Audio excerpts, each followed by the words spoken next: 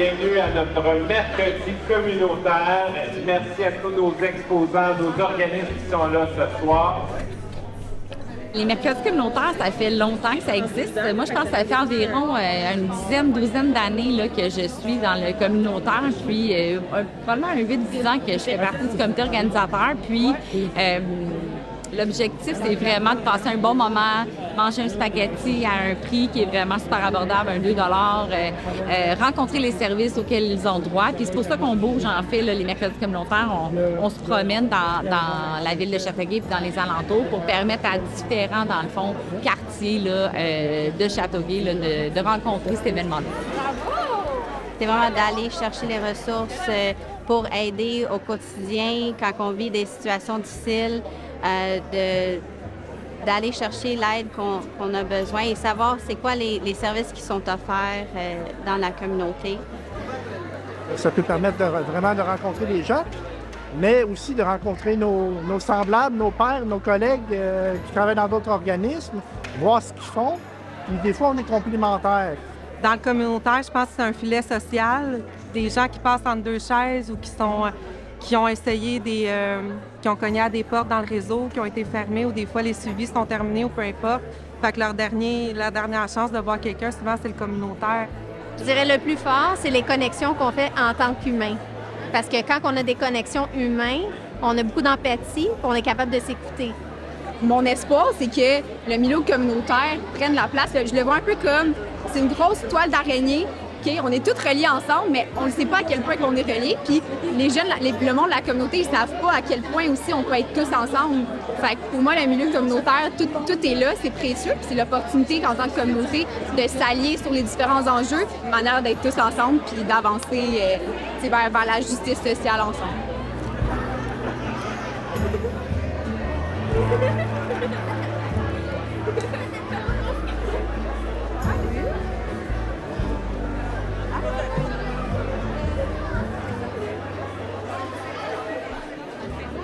Il y a quelque chose de vivant dans un événement comme les mercredis communautaires. Il y a quelque chose qui est connecté à la vie.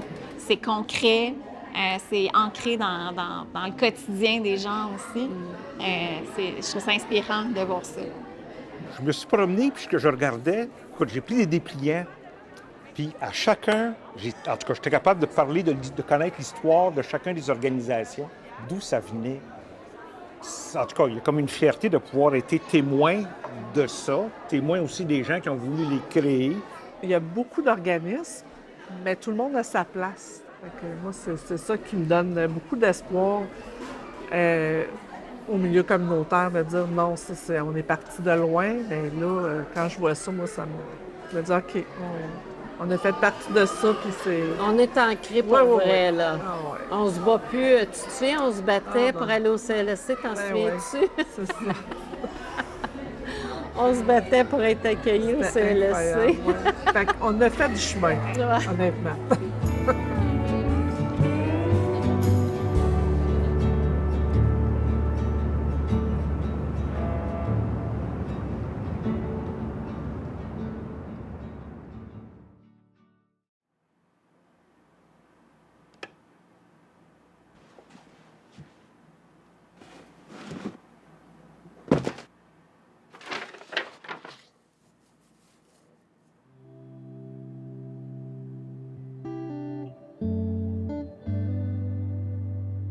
Les organismes communautaires, c'est pas une génération spontanée. Il y a des histoires derrière ça. Il y a des citoyens qui étaient là avant. Oui, il y avait les églises dans le village ou dans la ville qui créaient la communauté, mais au-delà de ça, il y avait toutes sortes d'organismes. Il y avait des organismes de sport, il y avait des coopératives, il y avait des groupes d'entraide. C'était là. C'était souvent, par exemple, d'inspiration religieuse, à l'ombre de l'église. Les Saint-Vincent de Paul, pour le manger. Il y a des clubs sociaux, des fermières, des chevaliers de colons, tout un tas de services. Quand on regarde les journaux de l'époque, tu avais des comptoirs alimentaires, tu avais des groupes de parents aussi qui se réunissaient autour de l'école. C'est ça, les assises. Ça prend un solage, et c'était ça, ce solage-là.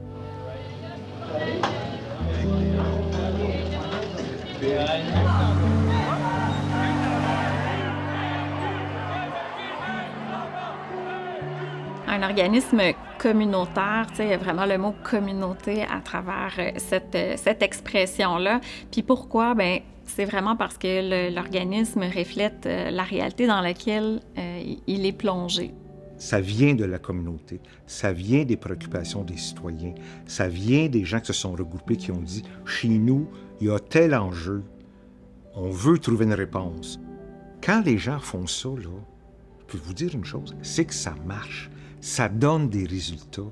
On ne peut pas soupçonner quand les gens s'assoient ensemble, physiquement ensemble, ont des idées ensemble, ça donne une puissance et ça donne des résultats. Moi, je l'ai vu. Je l'ai vu de mes yeux. J'ai accompagné des gens et ça donne des résultats. Le communautaire a fait suite au mouvement religieux qui s'occupait du pauvre monde. Donc, quand le communautaire s'est mis à se développer, il y a eu comme un transfert sur le communautaire, c'est une vocation, puis ils comptent pas leurs heures, puis ils font juste ça dans leur vie parce que c'est un besoin de charité chrétienne. Mais le communautaire, c'est pas ça, tu sais, je le dirai jamais assez, c'est une action citoyenne face à une injustice. S'il n'y avait pas ça, il n'y en aurait pas de mobilisation citoyenne parce que ce qui va mobiliser un citoyen, c'est de l'indignation. Pour être indigné, c'est que tu vis quelque chose ou quelqu'un autour de toi a vécu quelque chose, tu te dis « ça va faire, je vais faire une action ». C'est ça le mouvement communautaire. Ah, ben, ça se peut-tu? On peut être capable de dire aux gens « vous pouvez trouver vos propres solutions ». Tu sais, de semer des graines, que les gens soient capables de dire « ben, je vais l'arroser, je vais récolter le fruit ». Ce à quoi on a assisté quand on travaille avec les citoyens, c'était étonnant tout ce qui est sorti de ça. Des maisons des jeunes, des comptoirs alimentaires, des groupes environnementaux, des maisons des aînés. C'était une pépinière. Dans notre territoire, dans la MRC d'Roussillon, c'est qu'il y a eu des actions citoyennes qui ont eu des portées locales, puis il y a eu des portées nationales à travers le Québec. Un de ça a été un enjeu à un moment donné autour de Hydro-Québec. À l'époque, Hydro-Québec faisait des coupures de courant pour des gens qui n'arrivaient pas à payer leurs dettes. Bien, il s'est fait des coalitions, une petite coalition, des groupes de gens qui ont soulevé le problème, puis tranquillement, un citoyen, deux citoyens, un organisme, deux organismes, trois organismes, ainsi de suite. Et ça a fait en sorte que Hydro-Québec a accepté de développer un programme pour permettre aux gens à faible revenu de pouvoir pas se faire couper, de pouvoir payer leurs dettes et de pouvoir avoir de l'électricité. Donc, du local, du 1 à 1, on a additionné tout ça et ça a donné ce résultat-là. Comme organisateur communautaire, une des grandes réalisations que j'ai eues, c'est celle de la rencontre châteauroise. Le projet était très simple. On s'est dit, c'est comme si, dans une famille, où est-ce qu'on règle nos affaires, où est-ce qu'on se parle? On se parle quand on mange. Alors on s'est dit, la meilleure chose à faire, c'est de faire en sorte que les personnes puissent venir d'une façon régulière, puis en même temps, s'ils peuvent, parler de leurs affaires. Et c'est devenu par après la place où on faisait en sorte que les gens puissent se mobiliser pour défendre leurs conditions de vie. Notre but premier comme organisme communautaire, c'est avant tout de donner l'occasion aux personnes appauvries de pouvoir sortir de leur isolement social. Et on profite de l'occasion pour essayer de leur redonner ce qu'on appelle l'autonomie alimentaire. Le monde vient ici, ils viennent par reculons, ils viennent avec le sourire, ils donnent de leur temps. Donc, comme aujourd'hui, on va servir environ 150 personnes. Ils appellent pour réserver et on a un autobus, ils vont les chercher. Quand ils repartent avec deux sacs de commission. Il y en a qui sont privilégiés, mais il y en a qui traversent des drôles de calvaire. Et souvent, on ne se doute pas qui est-ce qui traverse ça. Ça peut être notre voisin qu'on voit tous les jours avec un gros sourire, mais peut-être qu'à l'intérieur de sa maison, il se sent vraiment seul.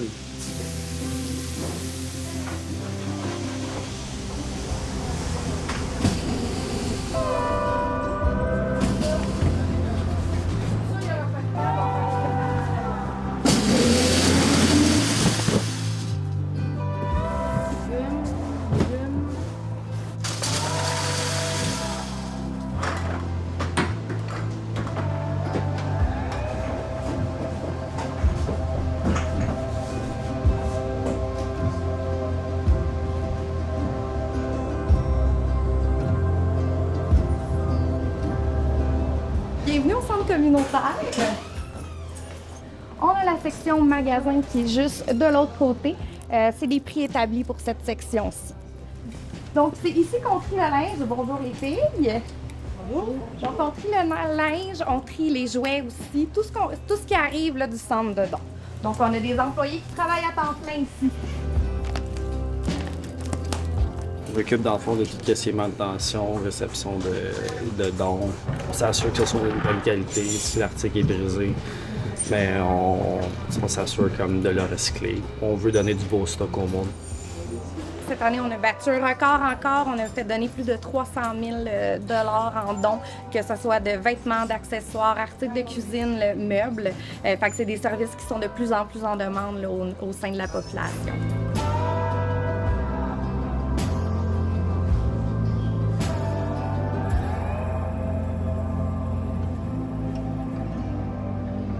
Les organismes communautaires œuvrent dans tellement de secteurs d'activité différents. Ils s'inscrivent à travers tout le parcours de vie d'une personne, que ce soit dans les moments plus heureux, les moments plus difficiles.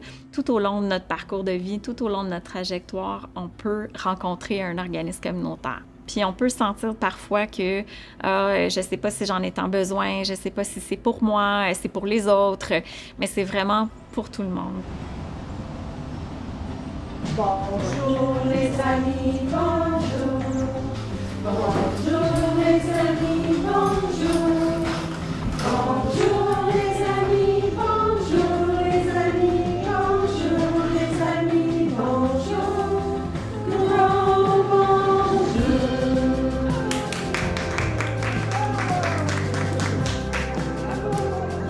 Oui!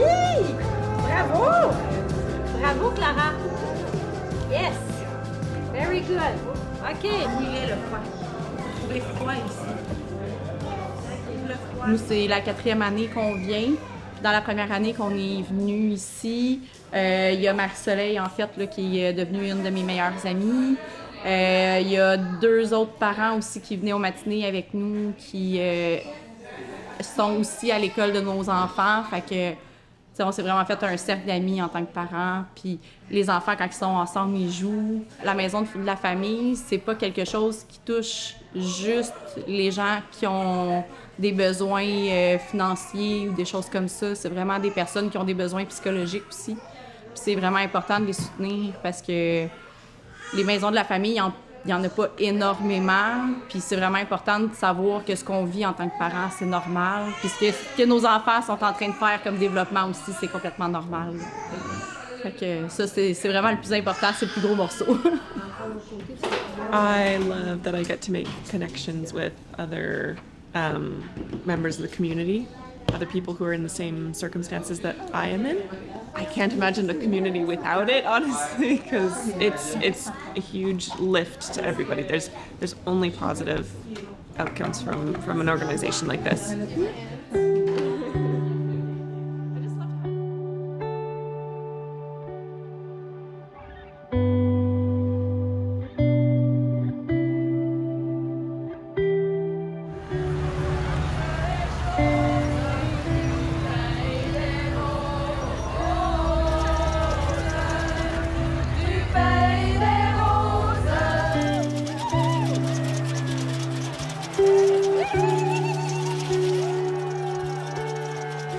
Au cœur de nos organismes communautaires, je trouve vraiment important de préciser que les femmes ont joué et jouent encore aujourd'hui un rôle majeur. Elles sont principalement, en fait, majoritairement les travailleuses du milieu communautaire. Elles sont aussi en majorité les bénévoles. Elles sont aussi les principales utilisatrices des services. Elles contribuent à de grands mouvements aussi pour l'avancement des droits des femmes. Moi, quand je pense au communautaire, c'est clair, il y a des mots clés qui viennent. Il y a le mot solidarité. Comment, ensemble, on fait les choses. Il y a le mot collectivité. On le fait pas nulle part, on le fait dans notre patelin. Je pense à justice, je pense à équité, je pense à droit. C'est pas rien, là. C'est pas des vains mots, ça. C'est des mots qui marquent les gens. On veut un monde plus juste, plus égalitaire, plus équitable. On n'est pas un parti politique, mais à notre façon, On peut aussi changer des choses, on peut transformer des choses. C'est vraiment à travers les liens humains qu'on réussit à propulser en fait nos projets, nos actions, puis à avoir envie que l'humain qui est devant moi soit bien, que ses droits soient répondus, que son sentiment de mieux-être dans la collectivité soit réel. Moi, j'ai eu le privilège de voir qu'est-ce que ça fait chez les personnes qui participent.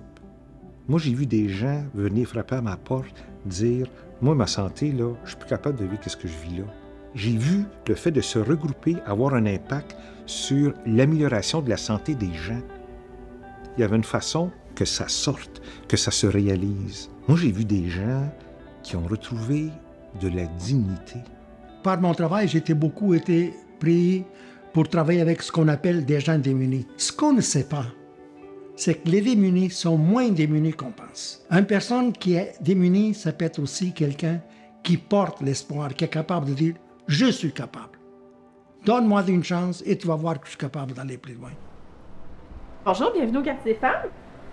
Ici, c'est notre accueil, en fait. Là. Donc, on a caché aussi notre petit frigo partage. Donc, c'est un projet qu'on a au Quartier des femmes où que les gens, en fait, peuvent venir déposer leur supplémentaire. C'est notre salle, une salle d'intervention, une salle de rencontre. Donc, on va rencontrer ici les femmes lors de rencontres de suivi individuel ou lors de rencontres aussi avec des partenaires quand on fait des présentations de services. On les fait aussi, on peut les faire ici aussi. Les femmes peuvent venir ici, lire un livre, prendre un café, donc se déposer. Ça, c'est vraiment l'endroit qui, dans le fond, leur appartient. Puis, on a des portes qui nous permettent aussi d'avoir une activité simultanément à avoir des femmes qui peuvent être dans le milieu de vie. Donc, c'est vraiment leur endroit à elles. Donc, elles peuvent venir quand elles veulent, c'est sans rendez-vous. Ici, c'est notre salle d'activité. C'est ici qu'on fait, dans le fond, tous nos ateliers. On a des discussions, on a des ateliers animés par les travailleuses ici. J'ai appris à me faire des amies femmes, ben j'en avais pas. Tu peux te confier sans problème ici, il n'y a pas personne qui va te juger, qui va te... J'avais un moment difficile, puis je croyais plus en personne, puis ça m'a fait rebâtir ma vie.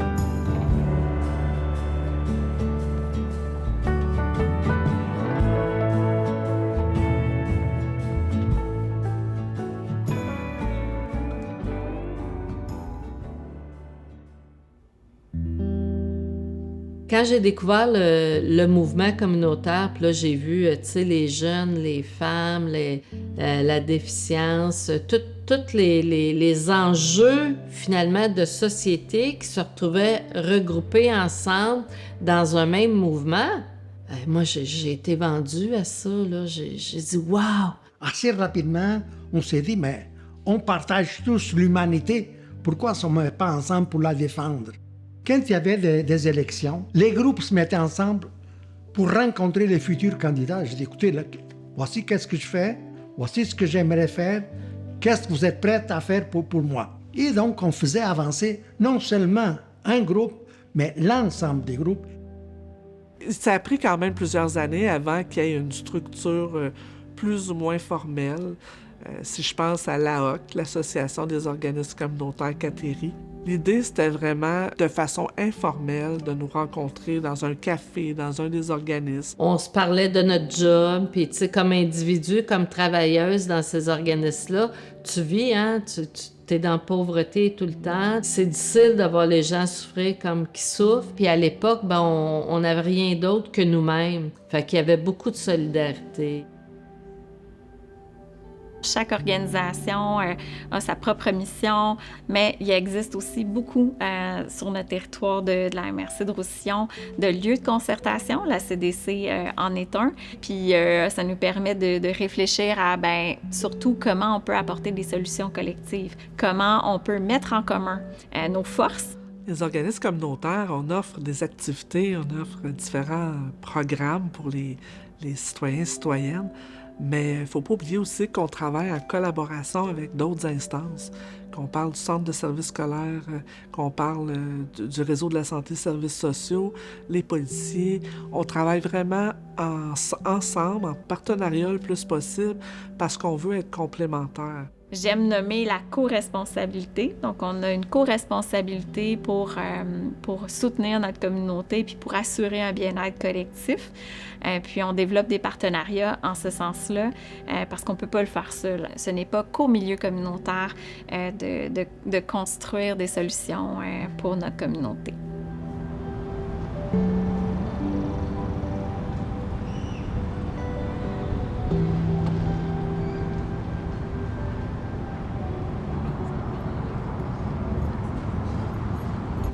Bienvenue à la 7e édition du Rallye des organismes avec les médecins résidents et autres professionnels de la santé.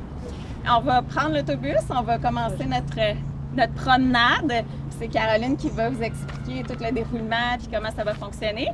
Puis ça va vous permettre là, de vous familiariser avec le milieu communautaire. Puis on va prendre plus le temps à chaque étape là, de vous expliquer aussi c'est quoi la CDC et tout ça. Donc voilà.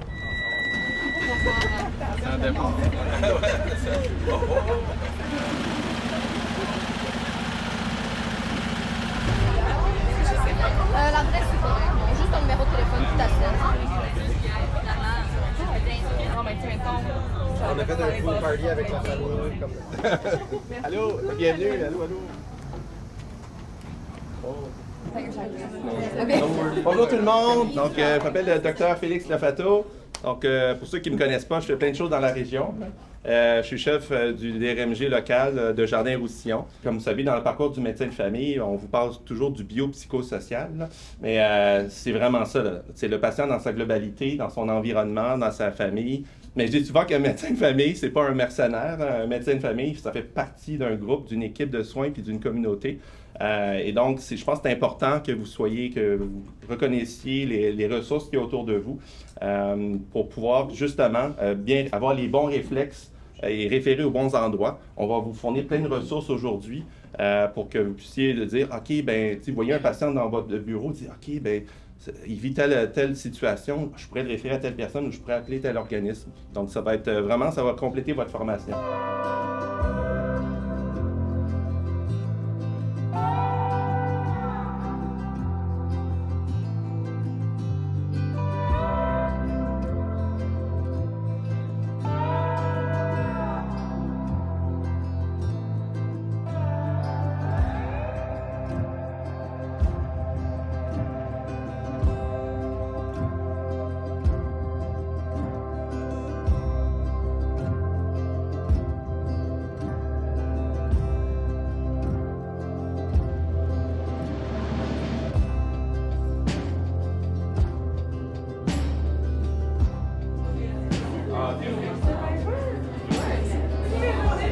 Moi, je pensais juste à la patiente que j'ai vue hier, puis j'étais comme, oh mon Dieu, j'aurais pu la référer là, puis genre des anciens patients, comme, c'est fou à quel point il y a plein de choses qui n'ont pas de délai d'attente. Moi, c'est ça qui m'a le plus surpris. On va faire affaire comme avec la travailleuse sociale en général, puis par la suite, on dit, on voudrait une psychothérapeute ou psychologue, mais souvent, les patients, ils n'ont pas les assurances, ils n'ont pas l'argent, puis on ne sait plus trop quoi faire. Fait que c'est vrai qu'on a tendance à oublier les organismes communautaires qui, je crois, pourraient vraiment beaucoup nous aider. Nous, on est spécialiste de la personne, puis en travaillant avec tous les organismes qui sont disponibles dans la communauté, tout le monde, l'équipe, va être capable, au final, d'aider cette personne-là à mieux aller chercher les ressources, qui soient financières, mais aussi au niveau santé mentale, au niveau logement. Ça nous commence comme tout de suite d'une façon positive et je pense que ça peut aider beaucoup de gens. Alors, c'est le temps idéal et on est chanceux, vraiment.